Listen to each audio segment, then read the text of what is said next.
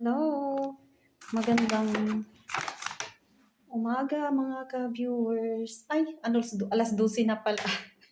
Alas 12 na pala ngayon dito. Ito, oh, naaga ang ano, yan ang ipiplex ko lang pagkain namin. Yung galing sa Hawa Chicken. Ito na yung ano, oh, kasi ayaw ko magluluto. Yan na yung mga peas garlic. Tanggalin ko dito sa ano, bag.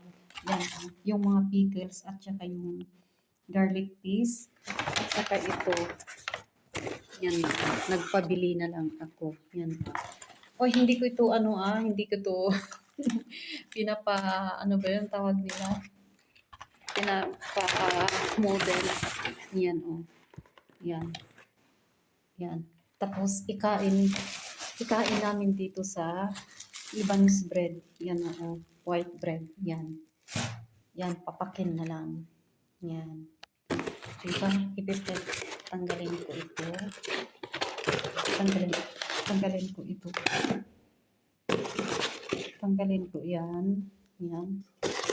Yan, oh. Nandyan na sa loob. Yan. Diyan, oh. Diyan sa loob. Oh, talagang inano nila. Yan. Ah, ang init pa yan, oh. Inanuhan nila ng marok din. Nirap nila para ano.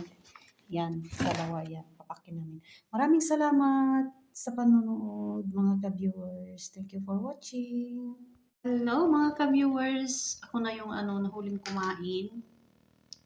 Ito na, kakain na ako ng frosted chicken. Yan yung rice ko. Buti na lang may rice sa ref. Pinainit ko. Ako na yung nahuling kumain. Kaya, ikain ko na lang dito sa rice kasi nauna na sila ang anak ko. Ginawan ko sila ng sandwich. Yun lang. At saka ito yung ginawa kong pickles.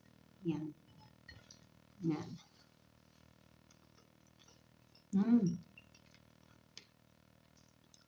Tapos, yan natin dito sa garlic peas. Yan. Yan. Yan. Cowboy style ito ko kakain. Yan.